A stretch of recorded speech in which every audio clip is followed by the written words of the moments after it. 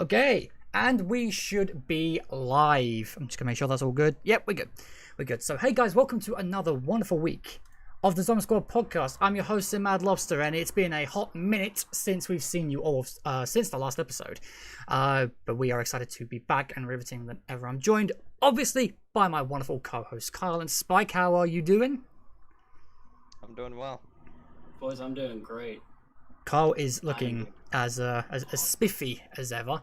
I mean, he went all Freddie Mercury for Turbo's presence, and now he's going. What we calling this look, Kyle? Just out of curiosity. This will be the Die Rise is actually now gonna have its own remastered billboard. Remastered Die Rise billboard. So Okay, we'll call it the Die Rise presence. How about that? Just to shorten the length. Yes, and also chat and John, I brought beer today. Oh, good lord. So we are gonna at least crack one open and take a token to loot the Die Rise. Oh, you love it. Okay, but obviously, guys. Unfortunately, I don't have any with me right now. Damn it, John, you messed it up, dude. I could get some, but I don't want to leave the shop. Right. Anyway, guys, we are joined today by the biggest guest we have ever had on the podcast. The co-host of Zombroz himself and the leader of the Remastered Die Rise campaign. It is JohnyJ25. How are you doing? Doing good. I'm doing real good. I've been leading revolutions lately. It's been a good time.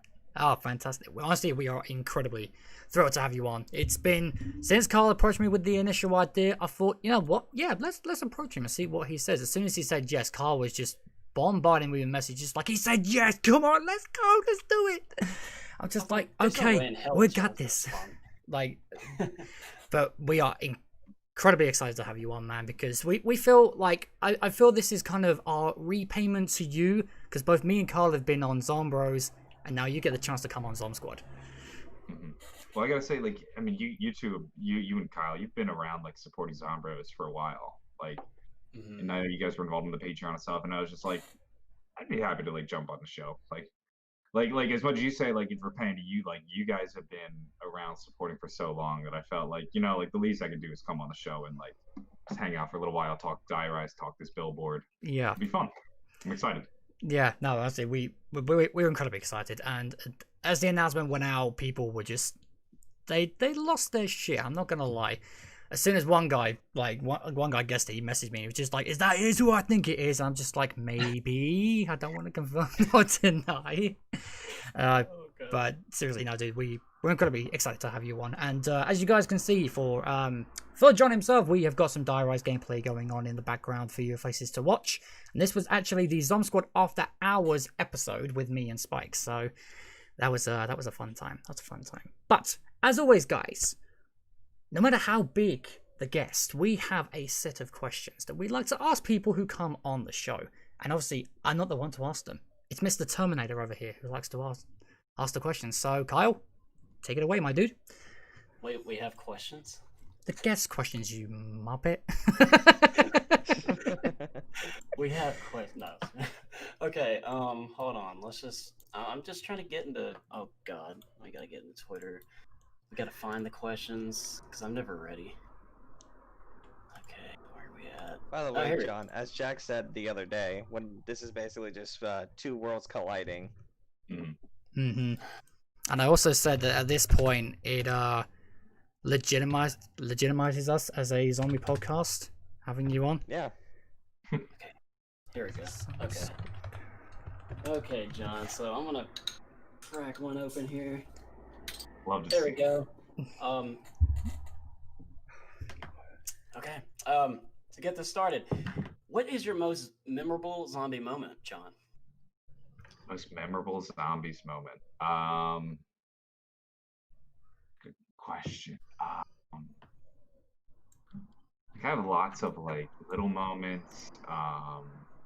Most memorable. Let's go with when we had Jason Blunt. No, you know what? I'm gonna go back to Black Ops 4 of all games, believe it or not. But just being at Treyarch for Black Ops 4 during the launch. I was there for the race. I had a little segment where I played the game and talked to Jason, and just being in the studio on the day of launch was a cool feeling. So I think that was like it's not one of those moments that's very like relatable, but it's definitely one of those like surreal moments where it was like I went from like just playing this game, like buying it on a whim one day, to now actually being in the building as they're launching it. Was like it was a real like what the fuck moment. Yeah, I bet, because I saw that streaming you did where you were playing Rush, was it? Yeah, Hell it was yeah. Rush. That was the first time I played Rush. God, I bet that was an interesting experience. It was. I mean, I remember like there was so much excitement around that game. I was like, Reed got an early copy, and I was talking to him about it the day before, and I hadn't played it yet. And he was like, "This game's amazing. It's gonna be incredible. There's this, there's that. You can do this thing.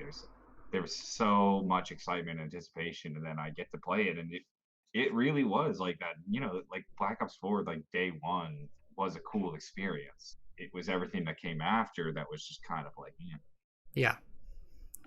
No. like once the blue screen started coming in, it just went downhill. Yeah, I was gonna ask John, what? Oh, well, okay. You want me to go, Jeff? No, go ahead. Okay, no, I just want to ask, like Blundell coming at you to come to that event. I mean, can you disclose that, or like what is that like? I mean, What do you mean Blundell coming at me? or did Activision? Well, yeah, I'm guessing Activision. So Who decided for you to be the guy? You know, the race was actually turned. So it was organized by somebody else. Like I don't remember who. It wasn't Activision who organized it. So even though Treyarch was hosting it, I don't think they did any of the organization. So like the people who like I would normally work with in those situations weren't like there. So I don't actually remember who organized it. And I think Reed was actually initially offered it, and then he turned it down. And then I was like, yeah, I'll do it. I got so Reed. I think Reed turned it down because he was like, I don't want to miss like day one. You know, like I don't want to be flying on the first day. I want to be like at home covering the game. And a lot of my content, like I'm not as interested in day one because I'm not really hunting for Easter eggs, even though I'm first in the world in every Easter egg. Yeah, of course. Right. I'm not there on like the ground floor rushing to make 15 videos and looking for Easter eggs. So I was like, yeah, I'll go. Like day one isn't as important to me as say like a Milo. Sure. Right. Mm-hmm. Okay. So that's kind of how that happened. Yeah, that's cool. That's really But nice. I guess it was a good thing Reed turned it down so that I could go. Oh, Yeah, man. shout out to Reed.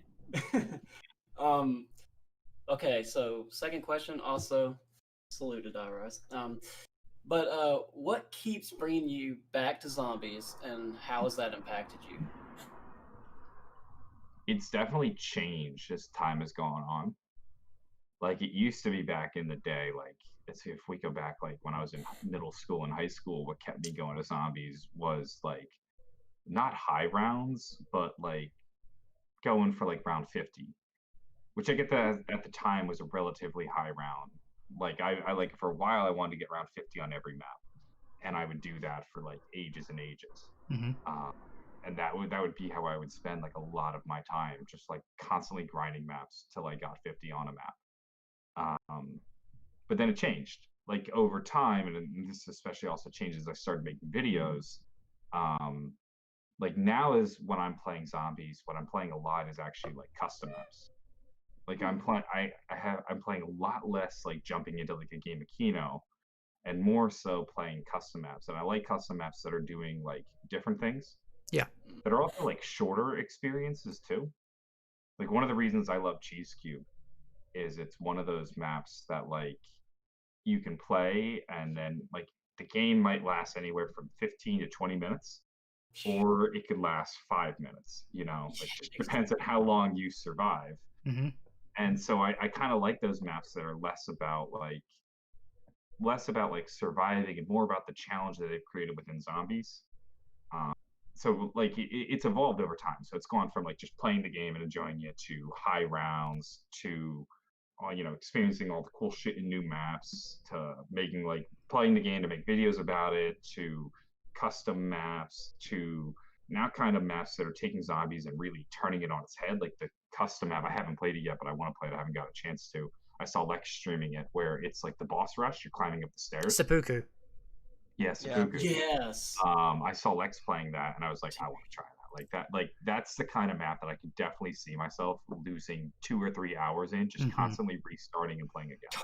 I mean, me and Kyle, Kyle streamed it, and I was in the game with him, and we attempted it how many times, Kyle? Jeez, it must have been at least 10 times we were. I was gonna say we were trying it, and the best we got was, I believe it was the second to last area, but it is such a mad rush. But the thing about the map is that it has that replayability, so you want to keep going back and you want to keep trying. My thing now is I like those maps that I can grind and keep replaying and just keep trying till I beat it. Like I've been there right now. There's a Black Ops 3 version of Cheese Cube that has been frustrating the hell at me because I think that the parkour on it's kind of broken. But I keep jumping back into that one because I'm like, I just want a zombies map that I can play for 5 minutes, or I can play for 20 minutes, or I can play for 30 minutes. Yeah, but it's still the same experience. Whereas like a 5-minute game on Kino is not the same as a 30-minute game on Kino. No, that's very true. It's very true. I mean, I've never played Cheese Cube myself, but it does look like one of those maps that has that replayability, like when you want to keep going back and just seeing how far you can get. But Seppuku is like, it's an even more intense experience of replayability because of just how hectic the map is. You could be going up the first set of staircases, and yet you've got the insanities rolling towards you. And Seppuku is on the top of my list. I haven't played it yet. I don't have much time, but it's up there on my list. Oh yeah, definitely give it a chance when you can, because it is it's a lot of fun. But my god, it stresses you out. Oh.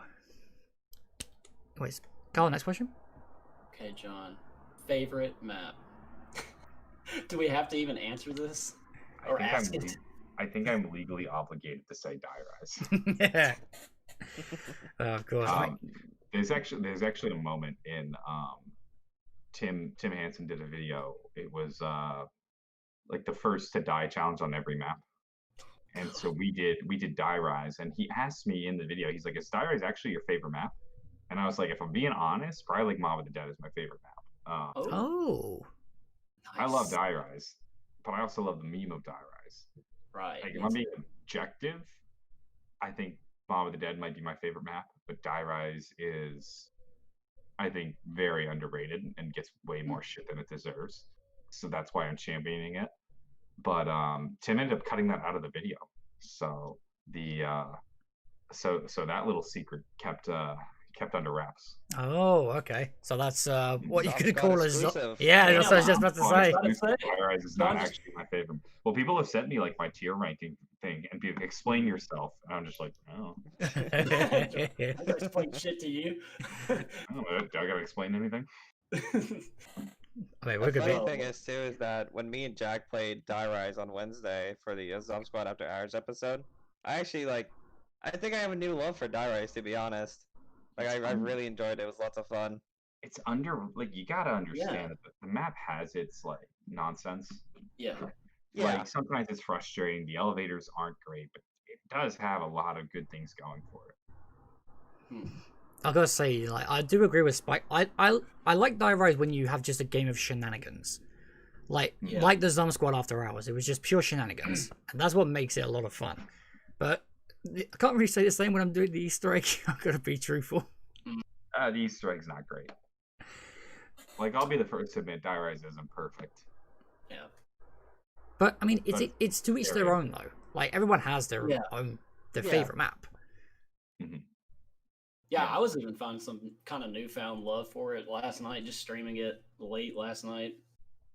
I usually never really played it, but then again, I came in at BO3, so going back and playing the older maps, I mean, I love Mob, but going back and playing the older maps like Transit or Die Rise, it is like a lot different from just playing like a Mob or, you know.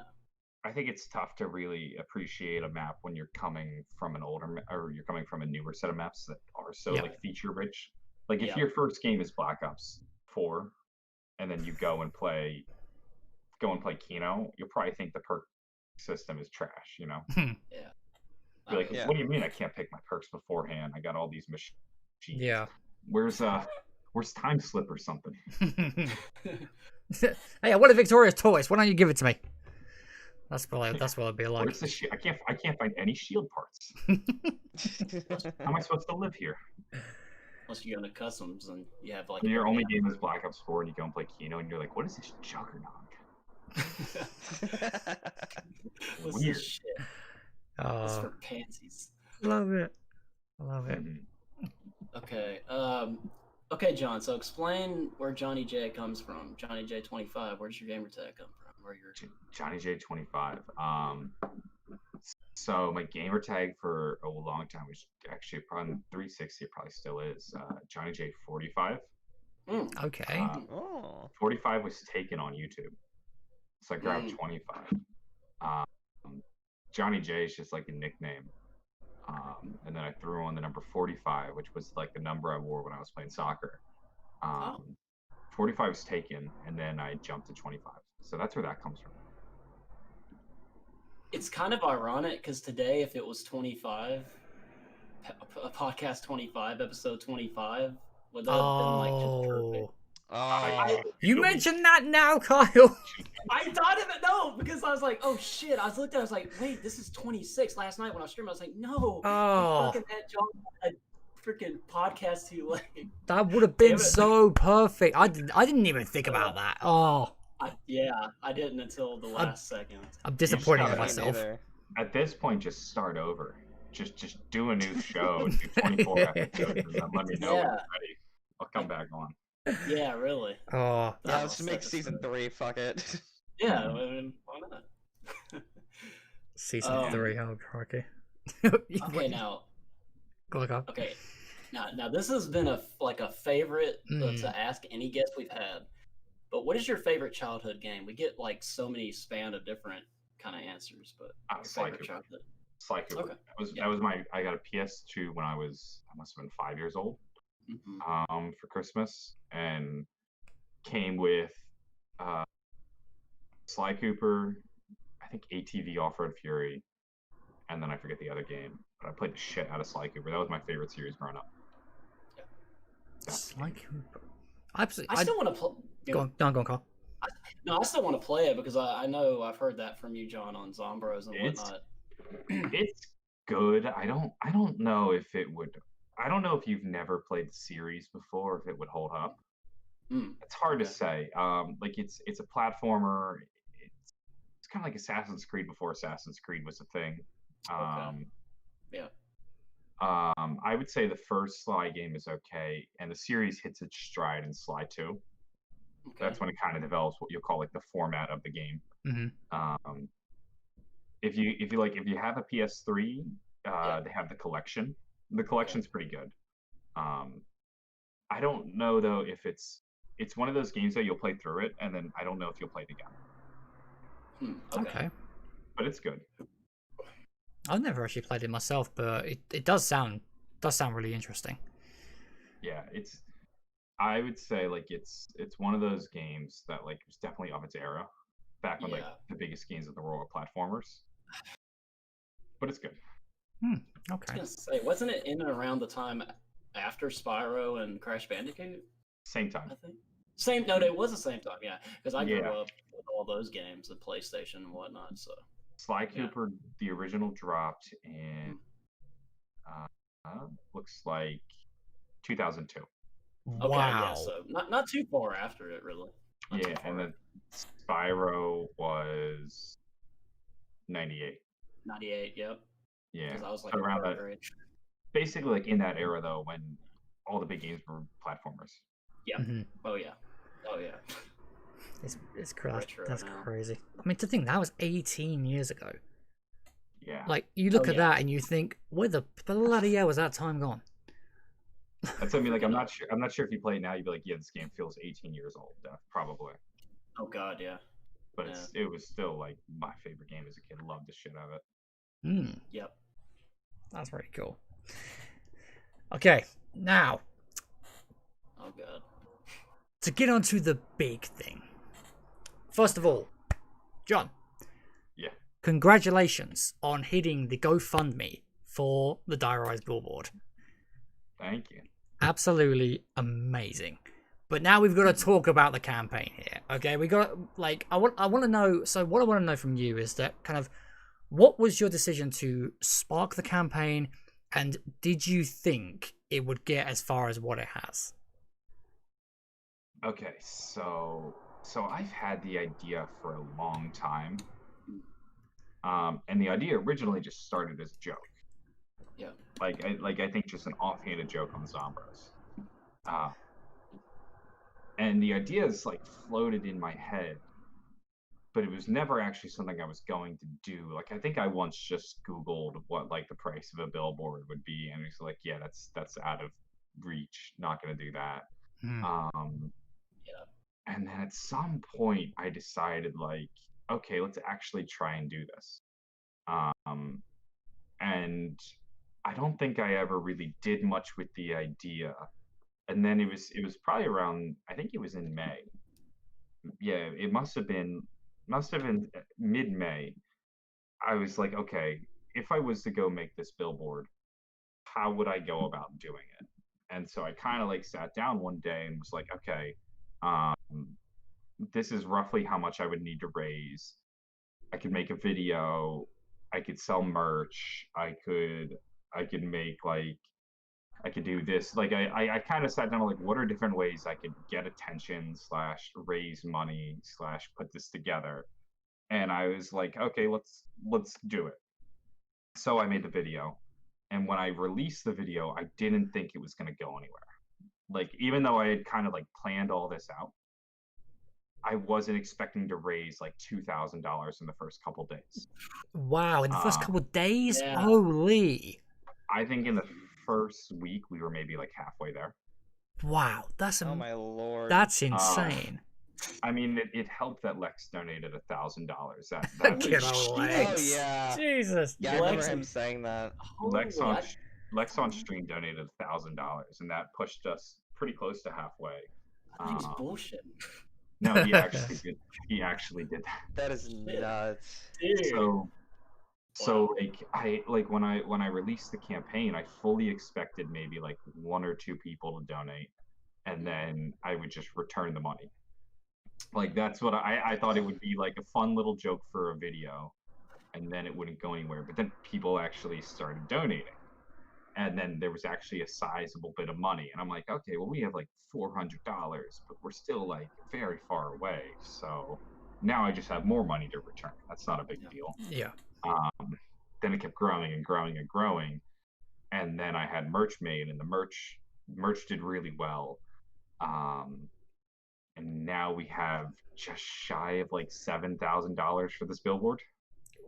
Oh It's my gone up. God. What? It's... Well, so on the GoFundMe, I think it's at, let's see, it's at 5,200. Okay. And then I haven't checked the Teespring in a little while, but that like the posters and the stickers and the T-shirts sold really well. But I never put the Teespring money into the GoFundMe, because that just doesn't make like sense. So you always kept it You know. separate, basically. Yeah, I always kept them, but I kind of had to, because if I took the Teespring money and then threw it into the GoFundMe, then GoFundMe would take a percentage of that. Oh, okay, I got you. Yeah, I got you. because GoFundMe, I don't know what the percentage is, but like there's a platform fee. So it was like, okay, I could throw this money in the GoFundMe, and then people would see how much we've raised from like merch, but then we lose that money. Mm-hmm. So I kept them separate, and so I just kind of kept it. I basically just kept a total in my head of like merch plus GoFundMe, and I think right now it's come out to about 7,000. Which, amazing. believe it or not, it's an insane amount of money, but it's also like just barely enough. Like, Really, just barely enough. that's crazy. Yeah. I mean, billboards in Santa Monica are expensive. Yeah. Oh yeah. And of I'm course. the one you are looking to put it up on. Was that the cheapest one that you found? That was basically there were 2 sets of billboard. basically two prices. I was looking on this one website that would let me buy billboards. And there were two options. There was basically like a $4,500 billboard, and then I think there was like a $7,000 billboard, something like that. Okay. I put the amount at 5,000. And then over the course of the campaign, it actually went up from 4,500 to 5,500. So it went up 1,000. And then now it's no longer available. So the initial billboard that I had like referenced in my video is actually taken now. But that doesn't mean that you can't buy a billboard. So now I'm actually going through like a company. Like I have a guy that I actually need to get back to that is like looking in the area and reaching out to companies and stuff. And he's also who I'm going through to like get things printed. Because what I also didn't know when I first started the GoFundMe, and this is why I said like it's just barely enough. So the billboard costs roughly $5,000 to $6,000, but you have to get a canvas and to put on the billboard, and the canvas itself is about $1,000 to print. Wow.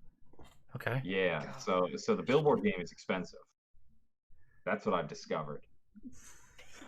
But I tell you what, I mean, it must have been. I mean, what was your reaction when you hit that total goal on the GoFundMe? So like you know how I said like we kept the Indiegogo and the Teespring money separate. Mm-hmm. So before we had actually hit the 5,000 on the GoFundMe, between the two pools of money, we were technically already at 5,000. Right. Okay.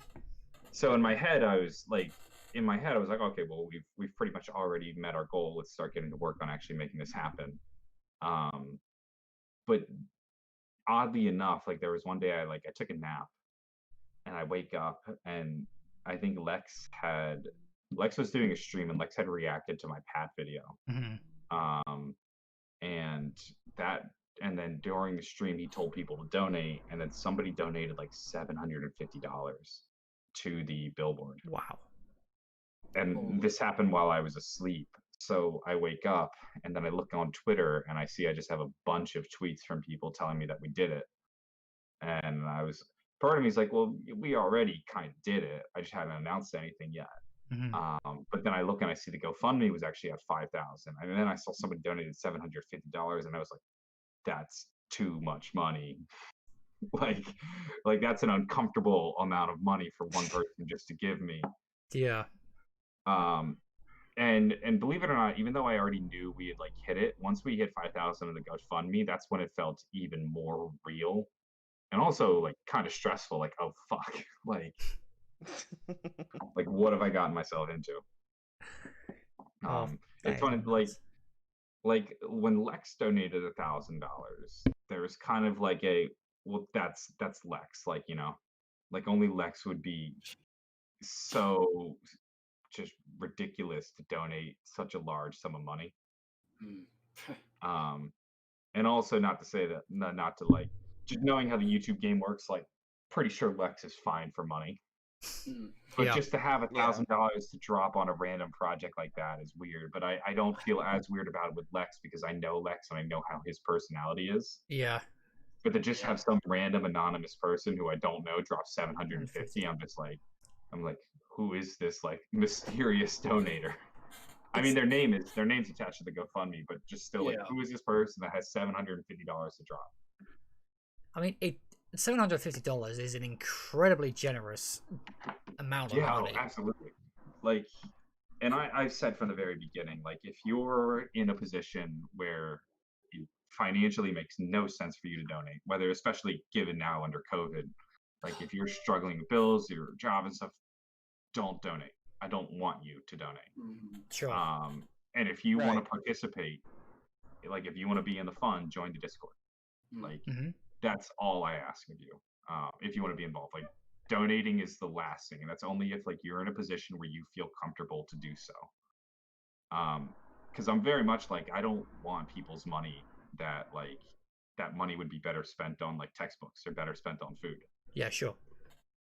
But if you want to join in on this silly project, then be my guest. And I guess some people have $750 to spend. Like it's a mildly uncomfortable like position to be in.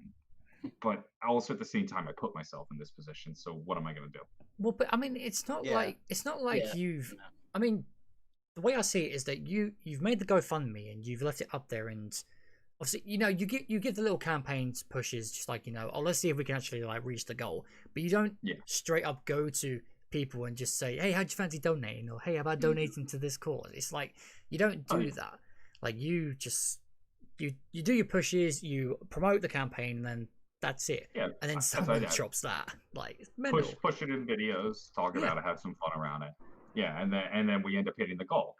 And it's like, all right, well, let's make this happen now. So I started taking steps. Like I said, like I had a website where I was going to buy the billboard, but that ended up falling through. And had that worked out, it probably would have been up by next week. Wow. But of course that fell through. And billboards take a minimum about 3 weeks to put up. So like people were asking me like, when's the billboard going up? And I'm like, we haven't even printed the billboard. like first you got to print it, then you got to get it approved, then you got to put it up. It's a whole like process. So it's going to take some time. I'm hoping within the month. I'm shooting for September. I don't want to throw out any dates because I don't want it to. Because also what I was told too, the way the billboard industry works, like if they get like, they could say we're going to put it up on like August 9th, but then they might go on August 9th and the weather's not very good. And because like they don't want to be climbing up to a big billboard when it's really windy, no, of course, they're just going to do it the next day. So it's very up in the air. But that's when I was like, all right, well, we hit the goal. Let's actually start planning it. So I found a company that's like did all the research and scouting for the billboard. Then they're going to go and I give them the stuff, and I now got to find an artist to make the canvas. They're going to go print the canvas. Then they'll put it up. So yeah, just started the planning phase after that. But it takes time. There's just one question, and also one thing I wanted to say to John. Mm-hmm. Okay, John. Like one of my questions is, just the whole process of like, do you have to like pre-approve this from Treyarch, or are you actually even putting in their likeness at all? Like, is it just literally going to say Die Rise and have artwork? So how does that work? I don't want to say. I'm not going to mention people by name. Yeah, right. Yeah. So one of the first things I did when the project actually got some legs is I talked to a lawyer. Okay. So like when the project first started and we were actually raising a decent bit of money, and I was like, okay, this might actually happen. I reached out to a lawyer, talked to them about the project, got their opinion on it, and there's a couple areas. There's legal gray areas that I can work in. So things you don't want to do. You don't want to put up the words like Treyarch or Activision, Right. Because they're trademarked. Right. Yeah. You also don't want to use any of their artwork or assets. So like we can't take a screenshot or a promotional image of Die Rise and put that up on a billboard because they own that image. Right. There's also, and this is probably something I shouldn't put out in the world, trademark gray areas such as the word Die Rise. Oh, wow. Die Rise. So figured. If Treyarch wants, so technically there is no trademark filed on the phrase Die Rise right now. Ooh. But if they wanted, they could. And what I was told is that like if I put Die Rise on a billboard, what they may then do is go file a reactionary trademark. So that's kind of like a legal gray area. And the safest place to be is, I guess, in parody law. So if it's a parody, then it's okay. But then you get into the question of what's parody, and that's something that gets to like H3 had a whole lawsuit about what's parody. So there's ways to do it. I can, for example, I can't say Treyarch, but I can say 3Arch. Okay. Yep. Okay. Mm-hmm. Okay. So that's, and I can't use, like, for example, a screenshot from Die Rise, but I can hire an artist to make a scene that feels reminiscent of Die Rise. Mm-hmm. It's okay to be inspired by it, but it's not okay to like directly take it. Okay. So we kind of have to like dodge this like laser maze of trademarks and copyrights and also at the same time, like Activision and Treyarch can get mad at me and just throw a bunch of lawyers at me and scare the shit out of me.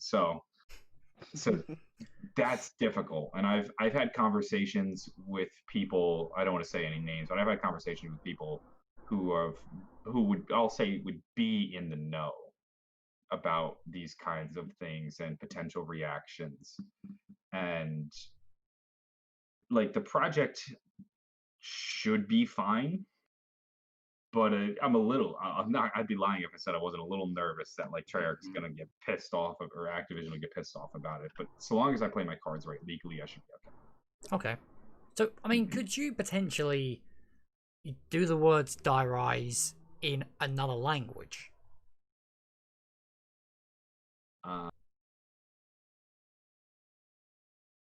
Probably. But I'm not sure why, like, I feel like that wouldn't get the point across. Okay, no, I'm just kind of thinking this through in my head. Yeah, because like you are definitely limited here. Yeah. No, I'm not so limited that you can't make a fun billboard. Like the one that I've used on like the GoFundMe page, like that literally has Treyarch's logo and like a screenshot of Die Rise. Mm-hmm. That's not okay.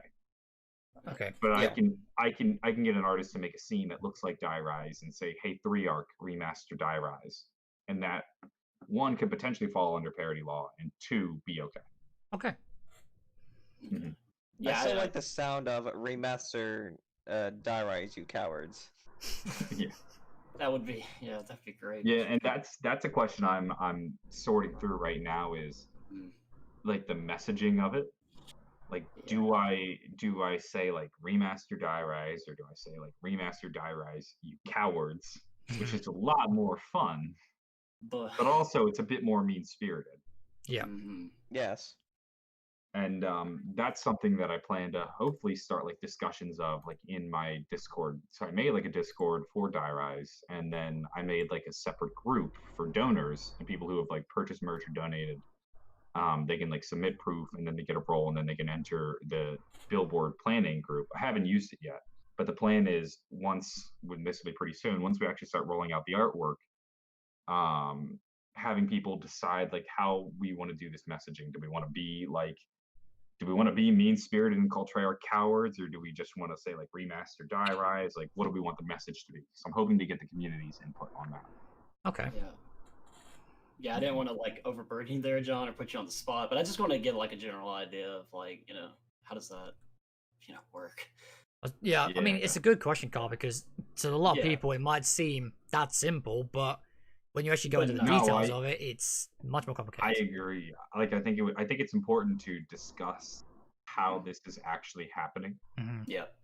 Because like there were people that when I hit the 5,000 on the GoFundMe were then messaging me like, when's the billboard going up? Or they'd be like, hey, I want to see the billboard. Where is it? Yeah. And it was like, we have the money. Actually, I don't even have the money right now. Yeah. Like the money is sitting in GoFundMe. I haven't even touched it. Right. I'm just letting it sit there because like there's no reason for me to just be holding on to it right now. Yeah. But like these things take time. Like I said, I gotta make artwork, get it approved, get the artwork printed. Then once it's printed, we can find a billboard. Then once we find the billboard, we have to get it to the billboard company. They have to approve it. Then they can finally put it up. And putting it up could be a multi-day process. Yeah. So it's like, I would say that the full timeline is about a month to a month and a half. Something like that. I mean, it does sound like kind of slow. I mean, it does sound like a very, very long process for this, but I mean, at the end of the day, this is something that you are clearly very passionate about, and it's it might have started off as like something very, very I suppose you could technically say a meme, but you look at it now, it's like it's practically becoming a reality, and that billboard is gonna go up. Mm-hmm. Yeah, and this will go down in history as the biggest meme in the zombies community ever. Definitely, and I think one of my favorite things about this project so far is that I've somehow managed to completely derail the community. Mm-hmm. Like between For real. between all the reactions to me, Yeah. Mhm. and then like I'll see it like discussed on like if you go on like there has been a noticeable uptick in Die Rise content on the r/COD Zombies subreddit since I started my campaign. And then I'll see myself like referenced in the comments of some of those threads. Yep. And I'm just like, wow, I've managed to completely like upend the community with this nonsense. Yeah. Yeah. And that then was- there's a guy there's a guy in the Die Rise Discord who is so just passionate about this project. Like he made the I think his name is Deferai or something like that. He made the I'm on Die Rise or I'm on Die Rise music video. All right. Mm, Oh yeah. yeah. He spent I think like 4 days straight just trying to get a sign on the news. Like he was tracking down news cameras and like at one Oh point my he god. I think at one point he did get his sign in the view of the TV and maybe even on camera, but I think he was like just a little too far back. It was hard to read. But like the passion of DeFries, I'm like, I love the passion. Just don't do anything stupid, I mean, that's some dedication. and don't get me in trouble. Oh, yeah, because that was kind of the other thing I wanted to bring up, John, is that I'm just like ever since BO3 and I found your channel, I've always loved your Q&As, and then Mhm. since finding Zombroz because of you, and then I guess Reed, like I've always just loved your your humor, your meme, just memeness, and but I remember because I put in Topic Time the one time when I said, putting your immortality within Die Rise, and then you and Reed riffed off that. I'm just wondering, at that timetable, was that like just before or just nearly getting closer to the time that you were actually already thinking of the billboard? Because I was just like, yes, I pushed John over the top. I pushed him past the limit. Oh, I just wanted to know. I just was so curious because when I said that, I didn't know that y'all would like riff off on that and go crazy talking about. that's Just- the thing. I don't actually. I'll be honest. I don't know when I got serious about the idea. Yeah, It could very well. You could have actually been the one who pushed me over. It could be because it was one of those ideas like I've had for a long time, and there's been times where I've like given it a bit of thought and looked into it, and then been like, no, let's shelf it. Yeah. You might have. I'm not. I'll be honest. I'm not sure. yeah. I was just because I just always when I found out that you like Die Rise and just the fact that it was, and I was like, man, I really don't like this map, but like, dude, John is so funny. He's great. I mean, part of it is just like the irony of it too. Exactly. It's Like just I love the fact like I love it when like I'll promote Die Rise or I'll push the billboard and people be like, this is a shit map. This, that, and I'm just like, I don't care. I mean, a prime Right. example of that is the videos you made of I hate Tim Hansen and I hate the Smith God. Blaze. dude, I'm dying on those, man. Oh, Holy dude, shit. me too. The That shit is so good. the comments I get on those videos are amazing. People are so fucking mean on the internet. God, Yeah, dude. no shit. Taking the shit seriously. I'm like, what the fuck? You hate this for that? Not to break like the illusion, but like the Tim Hansen video. One, I asked him if I could make the video before I made it. Like I was like, Okay. hey, are you cool with me Yeah, I making was it? actually gonna ask that. I was Yeah. gonna ask that. Yeah, I'll break the illusion here for a little. I asked Tim, I'm like, hey, are you cool if I make a video like titled I Hate Tim Hansen? He was on board. And then I made the video. And before I even uploaded it, I sent him the video and said, hey, this is the video. Just wanted you to watch it and let me know, like, are you okay with this before I upload it? And he was like, no, it's hilarious. Put it up. Awesome. And I put it up. Nice. Like people who actually think I hate Tim, or people who Oh, think yeah. I'm serious in the video. There's so many people who are like, "How dare you hate somebody just because they have a different opinion?" And I'm like, This is like, I don't I'm hate not them. I'm not gonna say it in the video because it ruins the joke. But literally, Tim saw Yeah. the video before it went up. Tim gave me like the thumbs up of nothing but love for Tim. And then the same thing happened with Pat, where Mhm. people were telling me to like make a video on Pat's video. And at first I wasn't going to do it, but then I decided to. Nice. And then before I did, though, I was like, Actually, what did Pat? I think Pat. Let me check. Let's just look at my DM real fast. Where's Pat? There he is.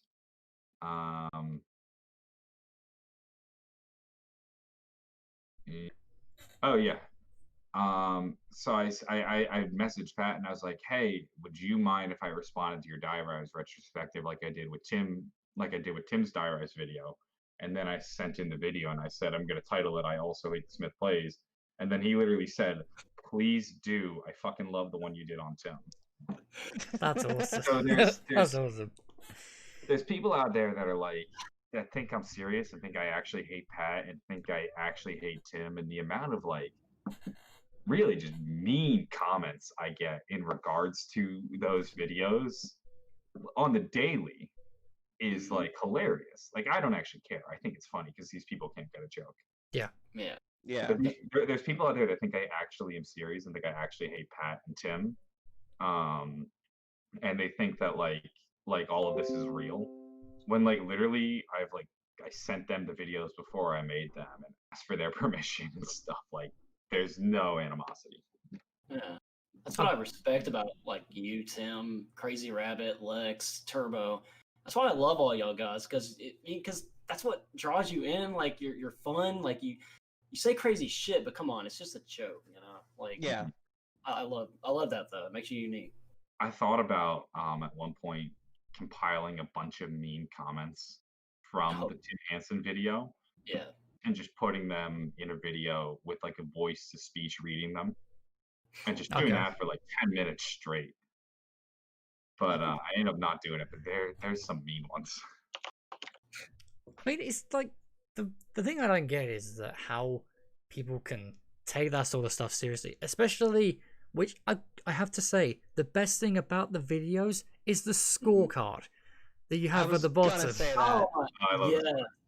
Like, especially on, I'm trying to remember which one it is. I think it's Pat's one, where it's like you, towards the end, you, like, every single, like, word you were saying, you were just giving yourself a point. It's so funny. I was racking up the points against him. I mean, Pat stood no chance. It was like 21-3. Oh, yeah. It was so great. I absolutely loved it. Those I love the videos, and then watching Lex react to the videos. It's just I love the reactions to I honestly I think my videos are funnier when Lex reacts to them than they just are on their own. Like Lex's reactions crack me up. They do. Like I know reaction channels have been a point of contention, and I don't really consider my videos reactions. Like, they're not a reaction video in the traditional sense where I'm on webcam and then I'm recording myself. Like, usually the way it goes is I watch the video and then I write out a response and then I film it and then I edit it together with clips of the video. Yeah. So it's not at all, like, it's a reaction video, but it's not at all created like a reaction video. It's not your stereotypical type of reaction video. Yeah, like, there's a lot more effort that goes into it than just, like, a normal reaction video. With that said, though, I love Lex's reactions to my videos. Like I think I think Lex reacting to like my Tim Hansen video is better than the Tim Hansen video itself. Oh, especially the part when the scorecard pops up and he's just like, he's got a scorecard. Yeah. Oh, I love how you just. And then Tim's response too, where he just starts taking down shots. I'm like, okay. Oh, it's so funny. I literally saw the video, watched it, paused as soon as Tim pulled out the vodka, DM'd him and wrote, "You're not old enough to drink," and then played the video forward. And then he's like, "Actually, with my dad present, I'm allowed to." And then I'm like, "Never mind. Just saw you're allowed to watch it, or you're allowed to drink with your dad present." Well, John, I gotta ask, like, how many damn beers did you consume in like? And all you know, I mean, were you really drinking? I mean, I'm assuming you drank the one. I don't know. Trade secret: the Tim video just won. Okay, I figure so. The Tim video just won, but I stacked beers to the side of me to make it look like I was drinking more. Okay. Right. The Pat video, though, I actually drank. I think I had like 5 beers over the course of that. Wow. Damn. the tricky part about the pad video was that it wasn't just 5 beers over the course of the video, but 5 beers over the course of maybe 40 minutes of shooting. Like the video itself doesn't actually take that long to make. Like the filming part, like I set up my camera, then I already knew everything I was going to say. So I basically, because like I said, I'm not actually watching the video as I make that video. Like, actually I was I did it for the Pat video. I didn't do it for the Tim video. That's why in the Tim video, I only had 1 beer. Okay. But when I was watching Pat, I knew what I was already going to say, but I like played it along as I said it. And so that one maybe took like 40 minutes, 45 minutes to actually shoot. I think I had about 5 beers over the course of it. Okay. And I was feeling I was pretty buzzed by the end of it. It's like 5 beers in 45 minutes is a lot. That's a lot. Yeah. Right. I've had my fair share of beers in such a small, because the problem is when it comes to like drinking, whenever I'm out with my dad, I have this very odd tendency to try and keep up, and my dad can drink. Okay, he can drink, but I have this really weird tendency to try and keep up with him. And before you know it, I've consumed 5 beers within the space of about 45 minutes, and I'm already starting to slur words. And I'm just like, yeah, I should slow down.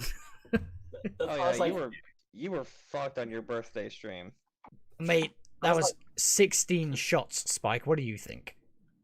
Yeah, you were wrecked. 16 shots and 5 drinks. If you get me going, I'll get good. There was one time I think it was Ancient Evil. Like we were in Santa Monica for Ancient Evil. Or was it Chronicles? I don't remember. But we'd ended up at like this bar, and some of us were there till it like closed. But it was like me and like 3 other international YouTubers. I don't want to say anybody's names, Of course. but we made this joke. It was like an American. It was like 2 a.m. We were there till it closed pretty much. And we were like, this is like the setup to a punchline of a joke where it's like an American, an Englishman, a German, and a French guy enter a bar at 2 a.m. We're like, this is the start of a punchline. Yeah. But then that so we go to like 2 a.m. Then I had an interview that night at like 6 a.m. Oh, then God. I do well in the interview, get the job. Not in that interview, but it worked out. Went for a run, and then went to Treyarch. Like that was a whirlwind of a night. Wow. Damn. But that was just me having a busy schedule and also having a fun time. Sounds fun. I mean, I can do that now because I'm 22, but I'd imagine pretty soon I won't be able to. Oof. Yeah. I wanted to ask you real quick, how does like your scoring system work in those videos, or do you just add points whenever you feel like it? Pretty much whenever I feel like it. Yeah. There was a point where I gave myself points, like I skipped a number. Yep. I threw that in. Yeah, I noticed that. Everybody noticed. There were like a million comments. Like I just threw myself points to see if people would notice. Shit, 1 minute goes from like 12 into 19. He's like, how the fuck did he get to 19? I think Noah was reacting to it where I was like 20 points in. Pat had like 3. Yeah. Where did he get all these points? And you got Lexus just like, where's the referee? I like it. Yeah. I also like it too when I give like my opponent points. Oh god. Like Yeah. no, but into reaction. So I'll give Pat will get like his first point, and then Lex will be there like yeah, cheering it's him like, on, yay! Yep. Oh, that's so funny. I love those the videos. score though, it's a scientific process. We have an algorithm and a formula, and it's all standard scoring. Too high Q for the average person. Yeah, it's a complicated game. Like if you don't understand it, you gotta take a while. Yeah. Oh, that was wonderful. But now I've got to ask. Oh, actually, before I do, real quick, because this will actually tie into it. I still have. I think you might recognize this. Ooh. Where's it from? Man. Is that Helgoland? Helgoland. Oh, nice. I kept this. Nice. Since the day I got it. Fucking get one, man. I think I must just, dude. Literally, when y'all announced it, you, Reed, and Quinn, I was just like, I gotta get on this. I'm gonna sign up, and then wait. I don't get one. Were you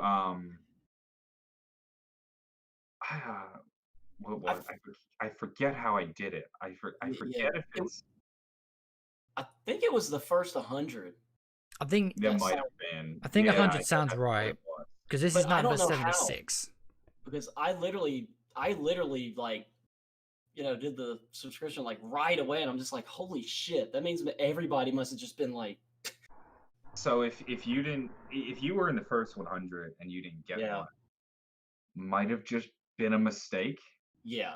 I mean, I sent out 100. Like, right. Yeah. Like I remember that was such a pain in the butt writing out 100 addresses on stamping 100 postcards and writing. It was such a pain in the butt. Yeah. Mm-hmm.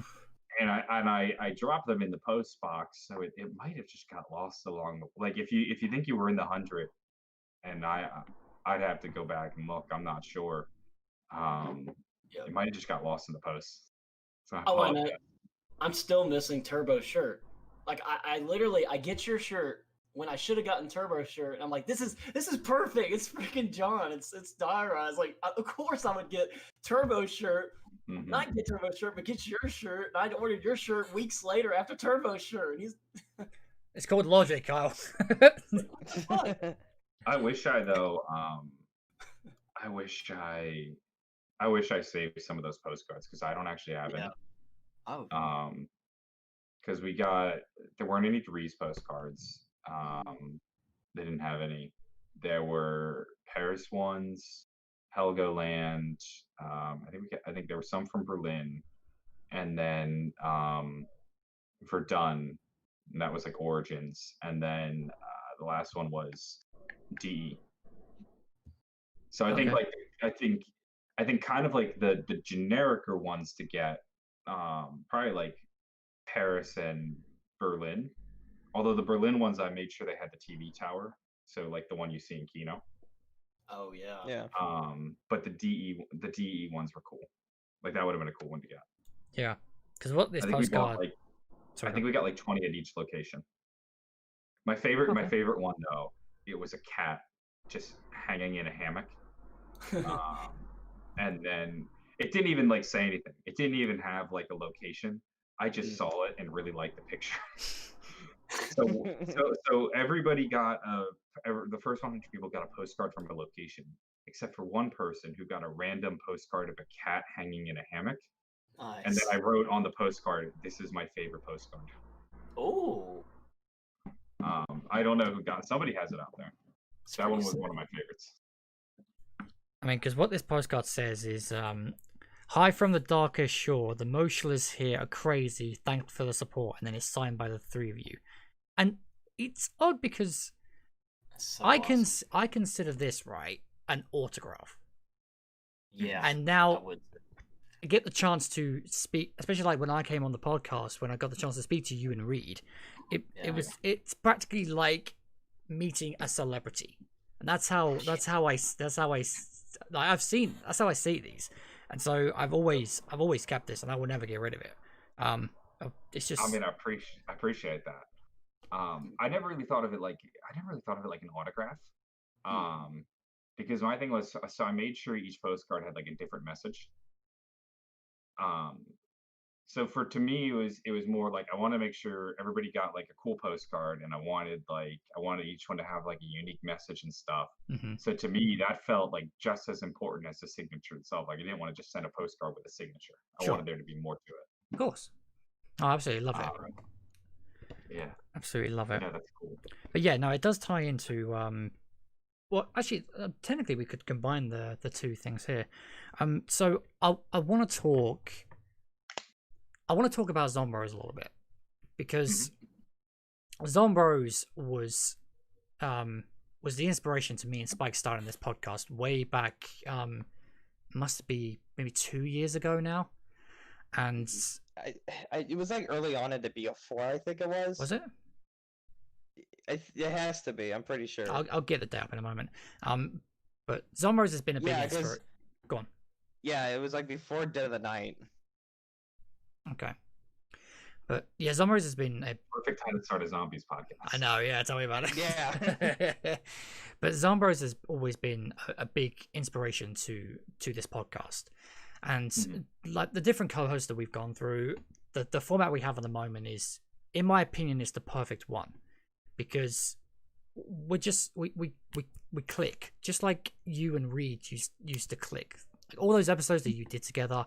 But I want to know what was your favorite moment about doing Zombroz, and what is it about that you missed the most? So, favorite part of the podcast, it kind of goes hand in hand with what I missed the most. Favorite part of the podcast is probably just like catching up with Reed every week. Particularly like the pre-show and post-show. Yeah. Like before we're jumping on, just like catching up, seeing how both of our weeks were, so forth. And then I guess you could say I missed that as well, because like for Reed, we jumped on a phone call every week for maybe like an hour and a half show, plus maybe a half an hour before, and then potentially after if there's stuff we got to talk about. So let's say for like 3 to 4 hours every week for 4 or 5 years. Like that was a big part of my life. So that's kind of gone, and that's been different. There's also a side of me that likes knowing I now don't have like a 4-hour block of my Sunday taken out every week. Of course. Like Sunday was for the past 4 years. Sunday's always been just a massive chunk in my early afternoon. Like I couldn't do things on Sunday because we had Zombroz. But I definitely missed, like as much as I said, I definitely missed like having the weekly conversation. Was always nice. Okay. Now I was curious to know, because when I found out that Zombroz was coming to an end, I was devastated, because the first time I ever even knew about Zombroz was the crossover you did with Zombie Showdown. Whereas you Reed and Matt, and you were going up against each other, and that was the first episode I ever watched, and then from there I've watched it every single week. I think, didn't they gang up to beat me? Like, wasn't I in the lead at the end or something? And then I think they teamed up. Well, Matt wanted revenge for the unsub Johnny J, and he gave Reed the stuff. Yeah, I think one of them didn't know the answer, so the other gave it to him. Yeah, I'm like 0-4 in Zombie Showdowns too. But I mean, Zombroz was.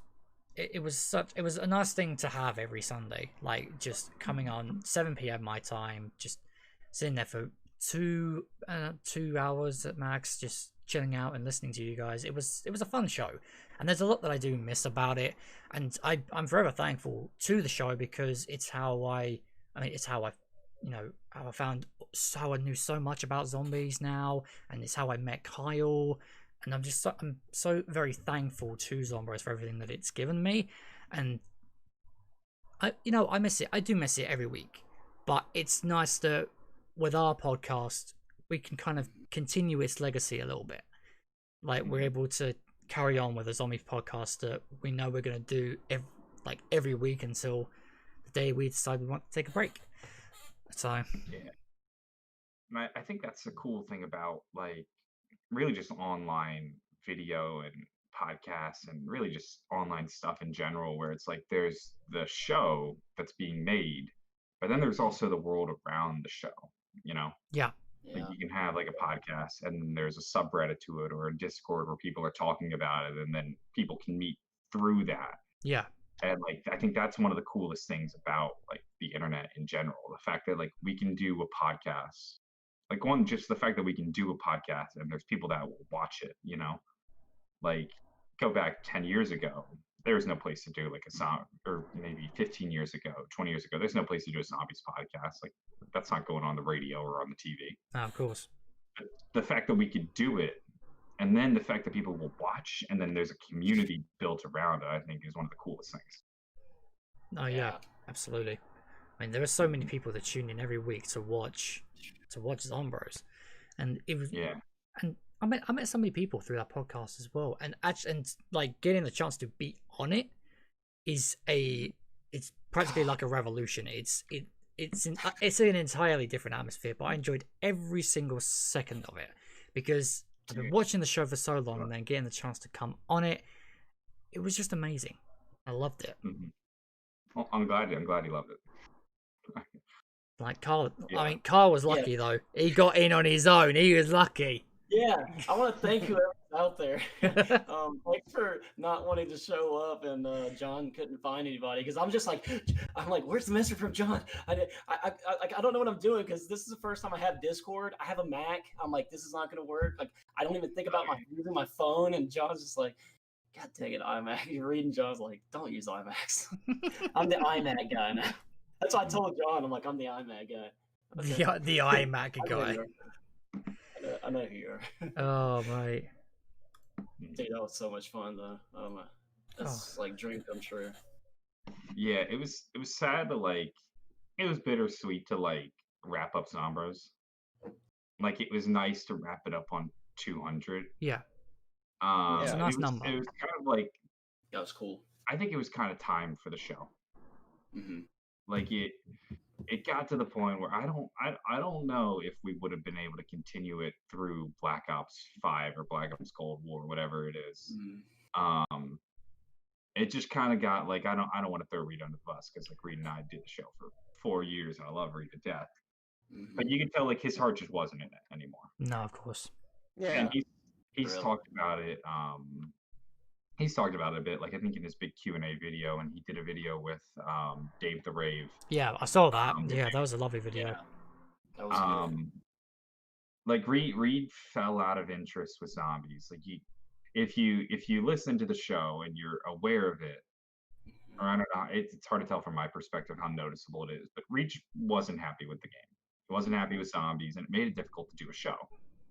And so like I'd be running and putting together a show, and it just got kind of just harder and harder and harder. It's hard to do the show when one of the co-hosts isn't interested anymore, and that's okay to not, you can't expect somebody to love something for 10 years straight and have the same passion they did in the 10 years they did the first year. Yeah. Right. So as much as it was sad to see the show go, it became such a big part of my life doing it for 5 years. I think it was time. I mean, I've been actually wanting to ask how you felt about Reed stepping away from zombies and going onto his his new path. So we've talked about it. Like, it wasn't like, and he was very much like, hey, this is where I'm thinking right now. I don't want to just like pull the rug out from under you and say, hey, I quit zombies, show's over. So we've had like ongoing conversations, and that was like when the Patreon switched from a monthly thing to a per episode thing. Yeah. That was because we had like decided, maybe it's not best to try to force an episode every week. Let's give us this flexibility to be able to take time off and do the show when we have stuff to talk about. Of course. So we kind of moved away from like doing the show weekly. We had also like, and I knew that like Reed was exploring like other things as well. And for example, he's going to grad school now. Like I wrote his letter of recommendation to go to grad school. Nice. So like fully supportive of whatever Reed wanted to do post zombies. I knew his heart wasn't in the zombie / YouTube game. Like that came as no surprise. And like I wrote his letter of recommendation. I'm more than happy to help him in whatever was next in his path. That's lovely. Nice. Mm-hmm. Yeah. I mean, yeah, I don't want to I don't want to force him to do a podcast that he's not fully into. And so we kind of like had a conversation about it one day, and I had brought up, because I don't think he was necessary. I don't think he wanted to be the one to say it, but I was like, do you think maybe it's just time to like call it quits? And then that's when we had started that conversation of, okay, maybe we do talk about ending the show, and if we did, how do we end it? I kind of pulled off that band-aid a little because I knew it was coming. No, of course. I think the last episode having MC Sport Talk on for the final hoorah, as they say, was a lovely touch. You know, the original trio back for the final outing, and you know, I'm not gonna deny it. I shed a tear. I shed a tear when Zombroz came to an end because been with the show for so long. But what you were saying about, like, you know, his heart just wasn't in zombies anymore. I could definitely tell his heart wasn't in the YouTube game anymore during the what was supposed to be like the yearly questions he asks himself video. Like it was then I felt so sorry for him, and when he decided, you know, I need to take the step back and I'm gonna pursue my own path, I thought, you know what, Reed, that's, you know, we'll support you no matter what you do, like, because that's what friends do. And I think now what he's doing, where he's basically set himself up where he wants to keep making videos, but make videos when it's something that he's interested in or something he's passionate about, or and it's going to be content that is probably more long form, also probably more effort and more time being spent putting into it. So it won't just be as simple as like, let's do a zombies theory or a zombies commentary, but because it's content that he's actually wants to make, it'll be better content. No, of course, absolutely. And you know, I look forward to see what he does do next, in terms of, like, you know, his content wise. You know, we love him no matter what. But the other part of that was, I wanted to ask you, like, what was it like to visit all those locations on the Zombroz tour? Like, all those places, like, you went to so many places, and I just want to know, like, what it was like to experience those locations. Yeah, so I guess I can go, like, kind of place by place, at least relevant to zombies. So we started in, like, Paris because that was, like, kind of just an easy place to start. And then I had made a video from the Eiffel Tower about how this was where Moon was supposed to be originally set. Okay. And I was able to, like, dig up, like, the original Eiffel Tower models from the original Moon, and I showed them in the video. So that video wasn't necessarily a zombies location, but that's just where we started. From there we went to like Verdun, which is where Origins is set. That was pretty cool. Like, there's not much there now. A lot of it, because it's been 100 years, nature basically took it over. Okay. So what you'll see are just rolling hills, but the hills aren't actually like hills, but instead pits. Like, basically where bombs dropped. Wow. You just have rolling hills of craters that grass basically took over. It's a weird sight. And then you have some of the trenches that we were able to walk through, and these are pretty much just like the trenches that you'd see in Origins. Right. Okay. And they're tight and cramped. They feel much smaller in person than they do in game. Okay. Like in game they obviously they're not very big, but in person they're very cramped, even just for like one person walking through. So that was kind of what we did for like Origins.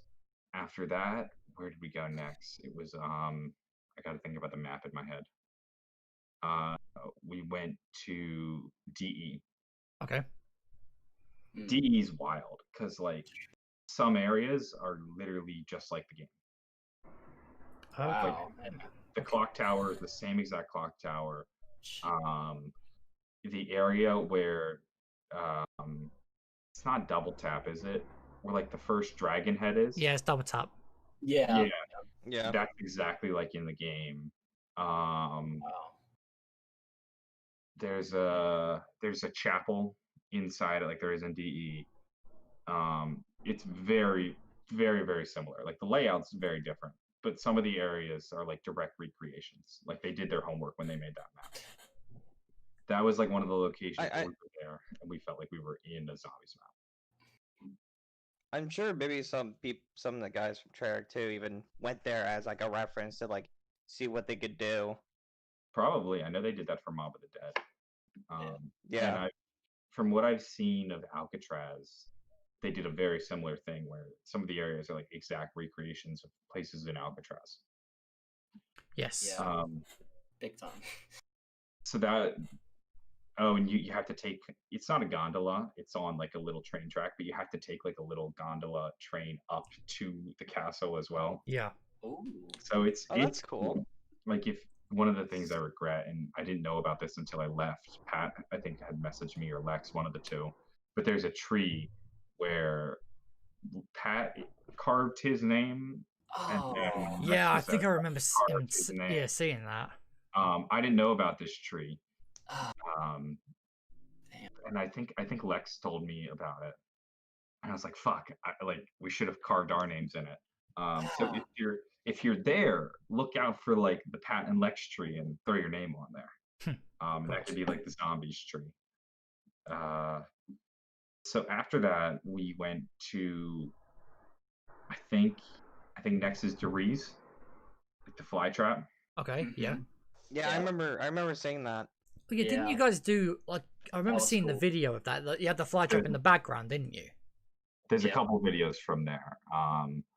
So the first video I did is like talking about the fly trap and stuff, and like standing in the fly trap. Like that structure is real. Crazy. Getting there is interesting because you have to drive through this forest in Poland, and it might be one of the most interesting forests woods I've ever been in, where like there's literal boulders, like 20 feet tall boulders, just standing upright in the middle of woods, and the trees are wild. It's I don't remember the name of the forest, but you have to drive through it to get to Die Rise because it's in like the mountains. Okay. And they just have massive boulders and massive pillars. Beautiful to drive through. You wouldn't want you wouldn't want one of those boulders coming after you, let me tell you. No. No, and we get there and we're not even like sure where it is because it's like tucked away. We eventually find it, and we weren't even sure if it was open because it was just like there was like the fly trap, we could see it, and there was a fence around it, and we saw like a little like trailer. And we weren't even sure, like, is this place open? There's also like the factory next door to it, but like it was like half crumbled and like covered in overgrowth and stuff, and we couldn't really get to it. Okay. And then as we walk up to the place, this guy like comes out of this little trailer and like walks over to another trailer. And then he doesn't speak any English, we don't speak any Polish, but we give him like some Polish money, and then he like gives us a ticket and then lets us into the area. And it's like this fence off area where there's a fly trap, and there's a couple like planes, and maybe like a couple like maybe like a tank. And then there's like these tunnels, and he walks over to the tunnels, unlocks them, and then just goes back into his cabin and basically just lets us like do whatever we want there. Wow. Yeah. So that was nice. So we filmed it. We recorded a little podcast there. I did a video.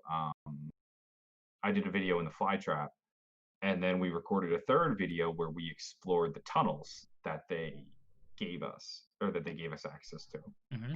And the tunnels, it's an eerie feeling walking through them. Like the thing about the tunnels in Die Rise, it's like nobody knows why they were built or what they did with them.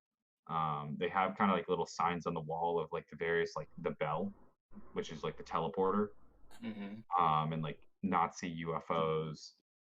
And so there's all that, there's like stuff on the wall, like explaining that stuff, like the conspiracy theories behind it. But you just walk through these tunnels, and I guess they've dug a bunch of these tunnels in the mountains, and nobody knows why they're there. And we were just given like free access to walk through them and roam them. Eventually you reach a dead end, and I guess they blocked it off so you don't just get lost in them. But it was a weird, like, it's very claustrophobic. There's no light. We had to use like our phones to be able to see. that was one of the like I wasn't expecting that at all. I thought it was just going to be the fly trap, and then we discovered like we're allowed just to roam without a guide, without any supervision through this weird tunnel that nobody knows why it's there. Damn. That's crazy. I mean, but with that, Yeah. with Derice, was the fly trap the only in real life thing from Derice that was there? Yeah, that's what I want to. Yeah. There's like a factory building next to it. Okay. And Deriz is like it's supposed to be like the factory. Yeah, of course. Yep. But we weren't allowed to go there, or at least it doesn't seem like and we could have probably urban explored it, but it was hard to get to, and we didn't want to like fuck with things. So we didn't. But so there was like the factory, the fly trap. The tunnels are technically a part of like the lore. Like there's one little tunnel in Deriz that's like where one of the zombies spawn out of. You know, like when you drop down by quick revive. Yep. There's like quick revive, and then there's a little. Yeah, you talk about by Teleporter C, yeah. Yeah, you could fall through. Like that Yeah. was I think the way they incorporated the tunnels. Okay. Cool. Yeah. So that's kind of where the real life Deriz comes in, but it's mainly the fly trap. Okay. But the fly trap is allegedly where the bell sat, and then the bell was the teleporter. Because that fly trap was absolutely huge. Looking like what you had in the video. For It's real. That was nuts. Yeah, so that was Deriz. After that, we went to Berlin, which is where Kino is technically set. Kino's not a real place. The theater that Kino's inspired by is actually in Chicago. Okay. But I did a little thing in front of like the TV tower, which you see in Kino. And then we went to Verrückt. Verrückt is weird because like it's not abandoned. The building looks like Verrückt in the area, like it's all the same colors as Verrückt.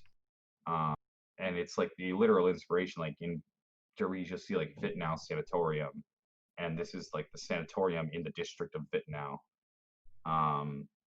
But like it's like still an active medical campus, and like actually part of it is being used for I think refugee housing. Okay. So there wasn't actually much there other than the building itself.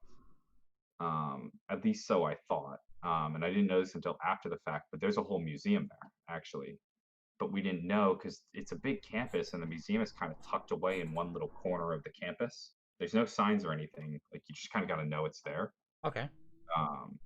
And I went back, like, last year when I was living and working in the city, I actually went back to the museum and I made a video on it, kind of just talking about the museum. And just the museum kind of goes into the details of like what went on actually within the real life like sanatorium. Like it has nothing to do with zombies, but it's a very like it's definitely a somber kind of museum to go to. It's not a fun museum, but it was definitely interesting. Yeah, then the last like zombies location on the tour was like Helgoland, like the Darkest Shore. Helgoland? Yeah. Oh yeah, that was cool. Yeah, Helgoland, you gotta take like it's like a 2-hour boat ride, maybe 2-3 hours. So we started in Hamburg, took a boat. There's like a ferry, and people like live there. Like it's like a touristy spot. 2, there's like homes. People live on this island. Okay. There's like a little industry. They even have their own like duty free, weirdly enough. But so we basically, I think we had like maybe 2 hours, 3 hours before our ferry back left. Okay. So we walked around like the cliffs and stuff. The cliffs are they're a breathtaking view. Like you don't get a good sense of them in game, but like the red rocks are exactly like the same in the game, and all the cliffs and stuff. It's cool. Definitely not much zombie stuff there, but it was a cool place to be. So, on this postcard, which part of the actual Helgoland is it? This part here that you actually went to? I can't tell. It's a little blurry. Let me Google Helgoland real fast. Like the postcard, it's kind of blurry and small on Discord. Because you have the because this postcard there's like two separate islands. You have one which has There's like like a- some kind of tower, and then you have one which looks more like bare bones. And I'm presuming, well, I'm guessing. The one with the tower is where we were. Okay, so that part. Okay. I'm not sure what the island with. I'm looking at a picture on Google. I'm not sure what the little island is. I don't really know what they were doing there, but there's one island that actually has like a bunch of big red cliffs and stuff. Mm-hmm. And Yeah, that's the. That's where like the darkest shore is supposed to be set along those cliffs. And that's also where like a bunch of like Frisian mythology takes place, which is kind of like I think the World War II zombie storyline touches on it, but never actually goes too deep into it. But unfortunately, you don't see much of that there on the island. Okay. Like at this point, the island has pretty much been like it's a pretty modern island. Like people live there. There's like a town. There's a school. It's like I think people will take like little like weekend trips there. Like they have their own duty free. Like it's pretty modern and normalized at this point. It's nothing like in game. Yeah, because I'm looking at it and it looks I'm trying to think of the word. It looks very isolated. Like it doesn't look that big. It's isolated. It's a small island. Like you can walk from one end of the island to another in maybe 30 minutes. It's a small Really? island. Whoa. Okay, I wasn't expecting that. Yeah. And the town itself is just one little small corner of the island, but the houses it's very dense. Like the homes, if you Google it, you can see like the homes are right next to each other. They're not very big. It's very like pretty. It's very colorful and stuff, and you're right there in the water. But there's really not much going on there. Yeah, What John. about like any of the underground stuff? See, the underground stuff, there was nothing there that I like could see or could go to or knew about. Okay. Yeah, I just went on the Wikipedia page. Like I think 1,200 people live there. Wow. Like a That's small not little a lot community. at all.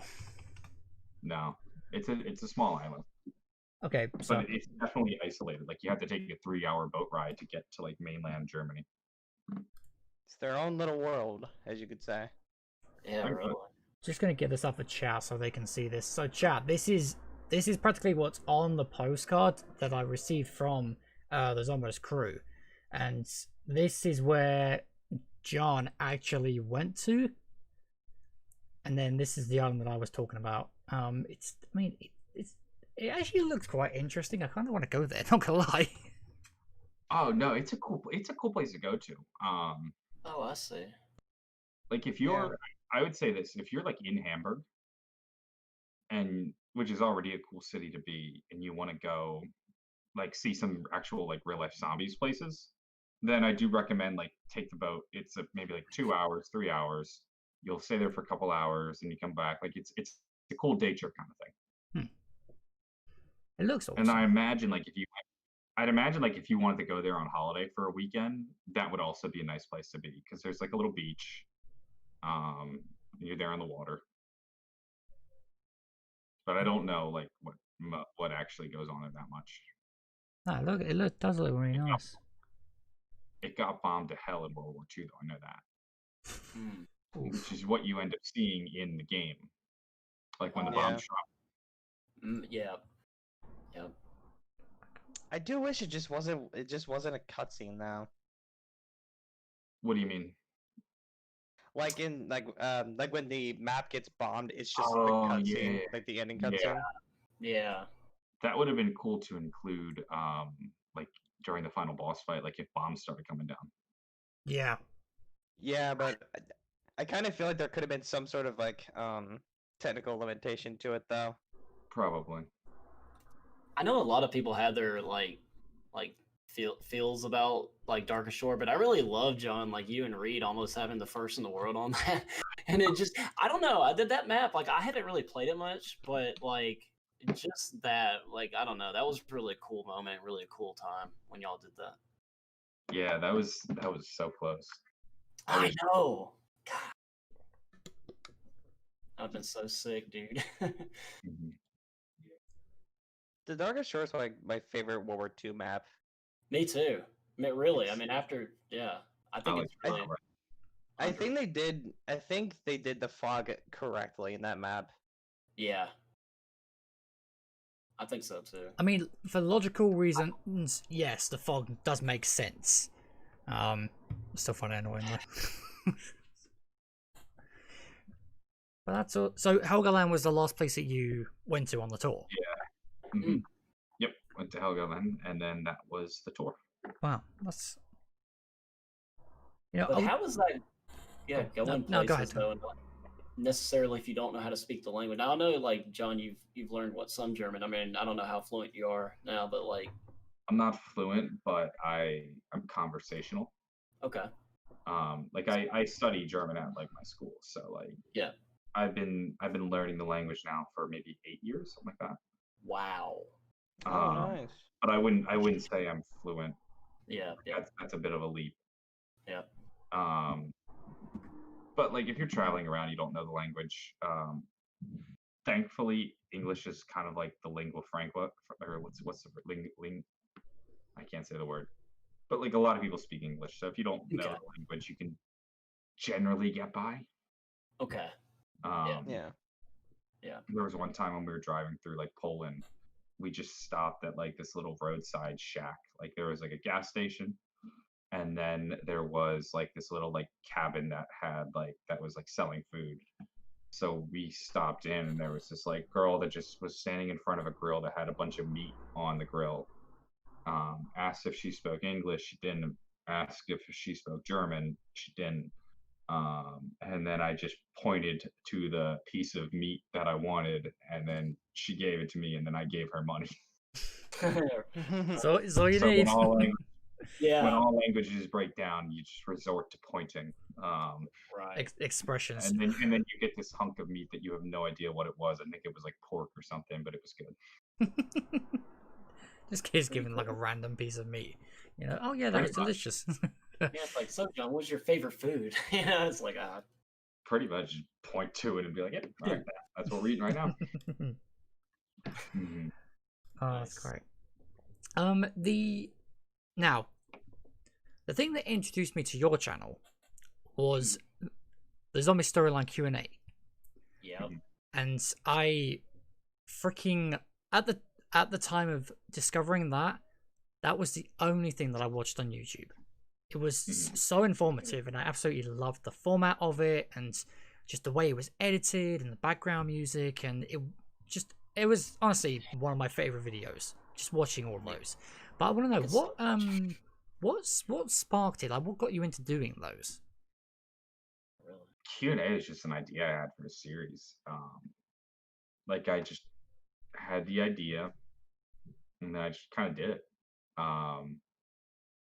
I don't know, like because I was doing a mix of everything. I was doing everything from like storyline editorials to gameplay, challenges. I was doing everything, and then I had the idea to do the Q&A, and then just did it every week, and people liked it. I mean, yeah, it was honestly it was amazing.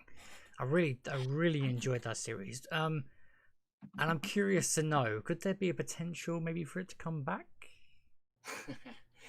Already.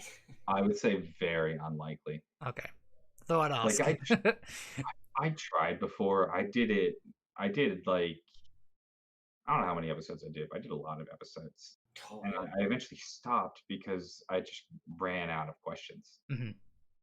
Like I would do an episode, go through all of the comments, and then maybe one of them or two of them would be good for an episode. Okay. We just kind of people weren't because I'd ask a question, but because not everybody's seen every single episode, those questions would still keep coming up. Of course, yeah. So eventually I'd go. I just did so many episodes. I don't even know how many I did. That the comments were nothing but questions I had already answered. And it got easier whenever there was new content, but sometimes when there wasn't, it was tough. I tried to bring it back for Black Ops 4. I did like one episode, and I just didn't continue. I don't really know why. But I would say like very unlikely. part of it depends on what the heck is even going on with the story of this next COD. No, of course, yeah. Like whether it's chaos, whether it's a reboot, who knows? So that obviously plays a role. If I get interested in the story and I think it would work to make a Q&A, I might run with it. But I would say right now, unlikely. I mean, because it's as you said, we have absolutely no idea what's going to go on with this next game. We're so in the dark, and the first official bit of information is looking like it's going to come on Monday, August 10th, with those crates. Yeah. And I've got a sneaking suspicion, don't know why, and don't quote me on this is just a guess, but I've got a sneaking suspicion that the crates will open, information will be revealed there, but I reckon then either that day or the next day, either that day or the next day, we might potentially get a trailer. I don't know, but all I want is a game like yeah, I think we'll get a trailer. What's it called? A official title at this point. All I'm looking for is an official title, because we still don't know what it's called. Yeah, I have a feeling that we'll get something that day. Like you just got to imagine you wouldn't send a bunch of crates and then not have a trailer associated with them. Like when they did the lock boxes for IW, like that led people to GameStop, where they then had a copy of the trailers. Mm-hmm. So like I will absolutely get a trailer on the 10th. Like it would I'd be like surprised if they didn't. Because the last time we had something like that was IW, wasn't it? The YouTubers got sent those boxes. And then that was during Z House. Yeah. Z-House got one, Milo got one, Noah got one. Still waiting on mine. I was gonna say, come on. Yeah, no, I don't get shit from Activision. I don't even get early copies. I Black Ops 4, I told Jason I don't have a copy yet. And then he went in a back room and got me a copy. Meanwhile, like every YouTuber and their mother got sent an early copy of Black Ops 4. So I don't just, for whatever reason, I guess Activision forgot to throw me on their list. But I mean, they probably saw the billboard campaign. They're like, this guy's nuts. If I'm on their if I wasn't already on their shit list, I'm definitely on their shit list now. Oh yeah. And I'd imagine once like the billboard goes up, they're never going to talk to me again. I fully expect it. I mean, you never I tweeted know. the other day.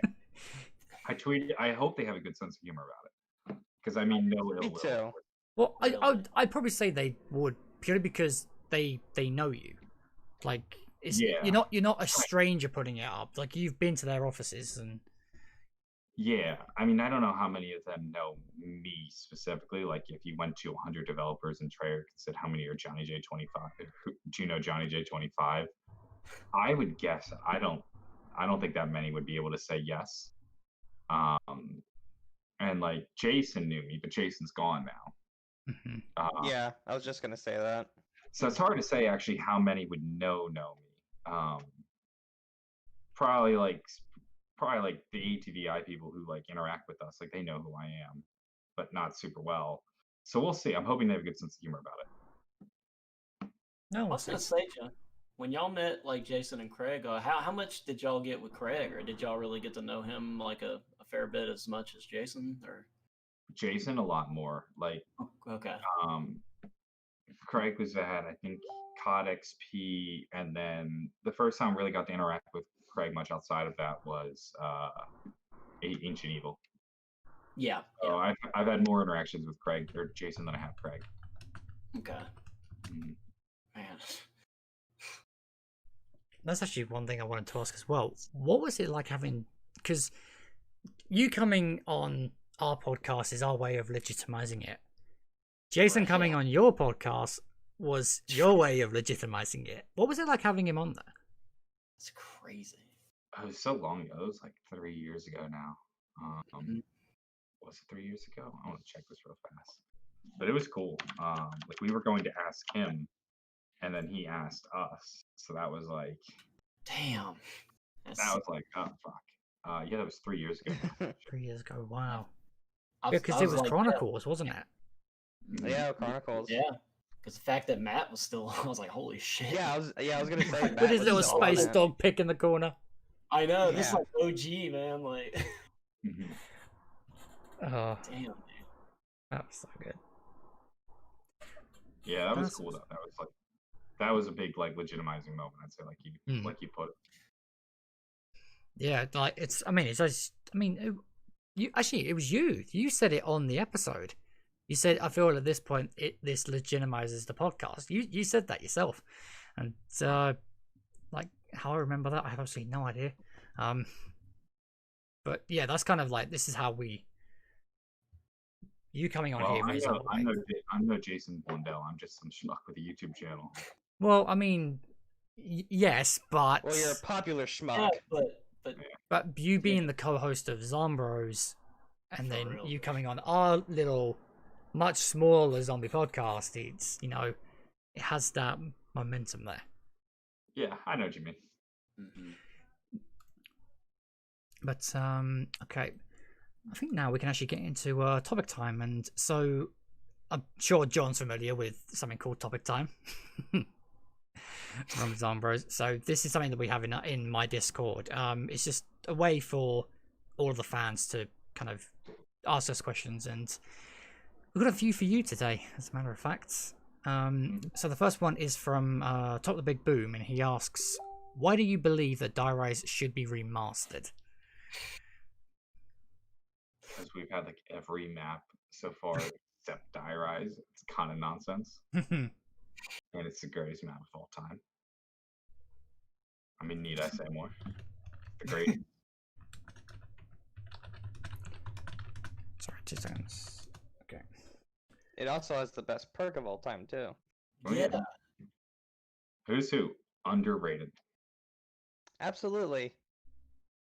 It's a good jingle too. It could work better, but it had the Yeah, potential to be a good book. It even did get reincarnated in Mob of the Dead and Shadows of Evil. Right, exactly. If it wasn't glitchy, I think there's a real potential. The way you have to use Who's Who, because people talk about like, why would I get Who's Who and Quick Revive? It's like, no, what you want is Who's Who when you run out of Quick Revive. Yes. Mhm. Then it's essentially indispensable. No, of course. It's like you'd rather not have the chance of being revived than have the slightest chance, even if it's glitchy. You wouldn't give yourself the chance. That's where Me and Jack talked about it before, where we can improve it, and I gave the example of like, okay, what if it was on Origins? So I gave the example. So like, you go down to Generator 5, and then you respawn at Generator 4 with a Pack-a-Punch Mauser. So then you're able to protect yourself and to kill zombies, as well as being able to make your way back to yourself. on a much more open and much more traditional map. You're absolutely right. Like Who's Who would work out really well. I think it wasn't the right decision to put it on Die Rise. I think Right it would have been. or I wrong think. I forgot who said it, but someone said that if you just switch Tombstone and Who's Who, where Who's Who was on Transit and Tombstone on Die Rise, they said that would work better. I absolutely agree with that. I think Tim. I want to say Tim said that, but yeah, that was a good point. Mhm. There's many different things you could do to make Who's Who better, but Yeah. I think it's already it's a good perk, but I just don't think it was on the right map. Yeah. Just I because agree. of like just respawning and stuff like that. I've always said Who's Who has the potential to be a great perk, but my biggest issue with it is spawning back in with just a starting pistol. On round 40, what's that gonna do for you? Absolutely Right, nothing. You might as well that's just jump the off of the thing. ledge and just say, cowabunga. But if you're good enough to revive yourself, though, like I feel like you've earned that, though. Yeah. But if you're on your if you've already ran out of quick revive, That's fair. it's more than Yeah. possible to revive yourself with a pistol. Because at round 40, It's kind of Well, yeah. It's kind of just how it was. I really do think that Jason took Who's Who, and it's like, okay, how do we revamp this and change it for the next map, Mob of the Dead? And that's exactly what he did with Afterlife. yeah, exactly. Mhm. Okay, so Mike asks, if you could add more weapons to Die Rise's mystery box, which guns would you pick from BO2?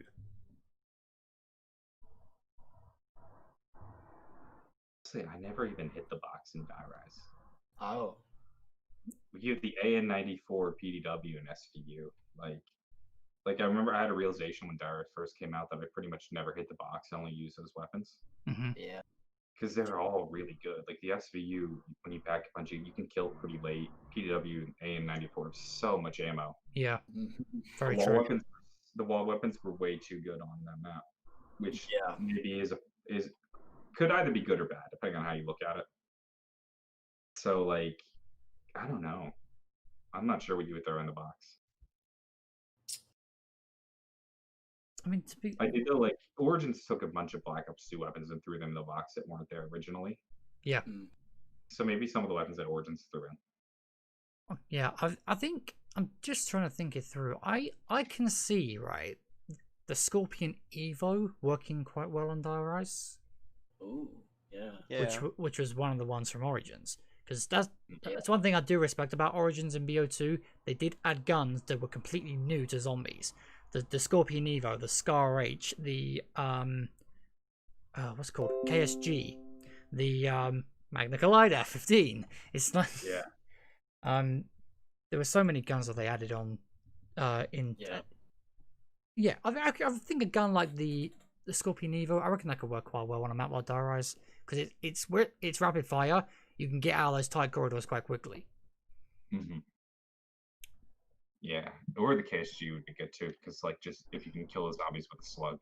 Mm-hmm. The Mist Maker, as it's called in the Pack-a-Punch. You probably use it too to hit those balls in the dragon's mouths. Yeah. Really? How would that work? It's a slug shotgun, so it probably has that kind of range. Yeah, it'll have a longer range and more precise, I think. Okay. Emily asks, what's your favorite Black Ops game? And well, we know your favorite map is, we've already talked about that, but favorite Black Ops game? Probably right now, maybe Black Ops 3. Okay. I think it's the most rounded zombies game, plus the Chronicles maps, and you have customs. Black Ops 3, I think, is probably the most complete zombies game, so I'm gonna put that. Okay, Black Ops 3. Okay. I think that'd be the answer for a lot of people. Yeah. Omelette asks, wait, hang on. Have we done that right? Do you think it's going to be better than the last gen? I don't know what that's supposed to mean, so I'm gonna skip past that. I don't understand that at all. Asteroid Delta says he's asking when he's gonna get credit for the banner design, the one that he sent you. Yeah, Delta. I don't even have that banner. Reed has it. So. Oh, okay. Damn. I don't know what to tell you, Delta. But also he says he wanted to thank you for coming on the podcast. He knows it means a lot to me, Carl, and Spike, and it's awesome to see something like this happen. So, yeah, I'm in complete agreement there. Happy to be on. Take Out Mars asks, what's your favorite memory on Die Rise? Favorite memory on Die Rise? I don't know if I have that many actually like memories on Die Rise, but I will say before Buried came out, they dropped the Ray Gun Mark II like a day early. Like so, it was the Ray Gun Mark II was supposed to come out with Buried, but they dropped the Ray Gun Mark II a day early before Buried even came out. So I jumped onto Die Rise and got it out of the box, and then played for like 50 rounds with it. Like it was like the first time I'd ever used the gun. I'm like, oh my god, this gun is amazing! Like it just single-handedly carried me to 50. Yeah. Damn. Like it was just like very casually got it out of the box and just kept playing till I ran out of ammo, and eventually just stopped after a while. Wow, that's mine. A friend of mine. Hang on, I've just got to find the question.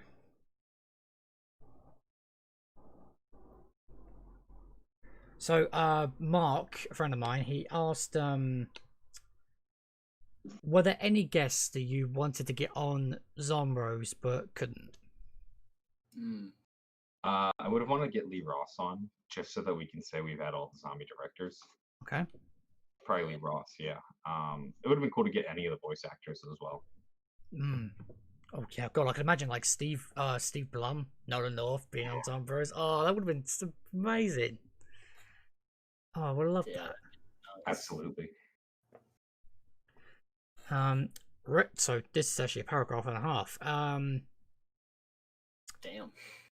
So Retro Sheep, he's actually I know he was a Zombroz Patreon. Yeah. And he says, I found Zombroz at the start of my PhD, and it has been very important for me as a weekly escape from the huge stress of university. Now I'm coming to the end of the degree, and I want to thank you for being there throughout. Please accept a small acknowledgement in my doctoral thesis. Damn, you don't have to acknowledge me in your doctoral thesis. I mean, thank you. Absolutely, thank you. Wow, that's so nice. That's cool. And his question is, what's your plans for the future? Do you plan on continuing Zombies or moving forward with something else? I'm definitely doing Zombies for like this year. Like I'm gonna cover COD Cold War. Beyond that, I don't really know. Like I'll wrap up my degree this December. Probably get like a real job or something. I mean, like I have a real job now, but I don't know if like YouTube is necessarily my long-term goal. I'd like to be in the space of YouTube in some way. But for now, at least, gonna continue covering Zombies at least through this upcoming COD game. Okay, that's very cool. I'm very interested to see the content that you are going to come out with in the coming months, and especially with this new game coming out. You know, what kind of content there's going to be. Because I think Cold War is going to be. I can see Cold War being a big blow up for a lot of the smaller YouTubers. I'm hoping that they get really good success out of this new game, and yeah, just to kind of see what happens. Really, it's going to be very, very interesting. Yeah, I've had like some thoughts in this space of like, is now a good time to like jump into the Zombies game, like the Zombies world? Because it's interesting, because like from my perspective, like I've been doing this for a long time, and I'm wondering like, okay, so what's after Cold War? Yeah. Like Black Ops 4, the community hit such a trough after it. Like it could be like a BO3 where this game gives us like so much energy that like it can carry itself to the next game. Or it could be like another Black Ops 4, and like I'm scared of another Black Ops 4 because like 2 successive bad games in a row could be bad for Zombies. So it's like this year is like a make or break year, I think, for Zombies. And it's very much like this might be like a volatile space to be in. Yeah. It's definitely a make or break year because, and I said this to my friend the other day, like if Treyarch mug this game up, then it's going to be the biggest hit for them. However, if they manage to pull this game off, it's going to be one of the biggest comebacks of their history. Yeah. That's where that's the thing. It's like Definitely. It's like everybody wants the game to succeed, but if it's a bad game, it's a bad game. Yeah. It's like what happens if that's the case? Because nobody said Black Ops 4 was going to flop, and then Black Ops 4 was a disaster. Oh, did you hear that? Yeah, it just went. That was haywire. That was Spike. Don't know why I was having that there. I was like, I think his phone might be doing that usual thing. Never mind. I think that actually it's covered. mucking about again. I think that's. I think that covered it up for topic time. But I have one last question before we're going to wrap up. And I was gonna say I do too. okay. Just So this is for all of you. What do you think the on-disc map is going to be for this game? Because we know nothing about it. That's way too. I have no idea. Hmm. That's way too hard a question. That's a really open-ended question. Like, that could be anything. Yeah, literally anything.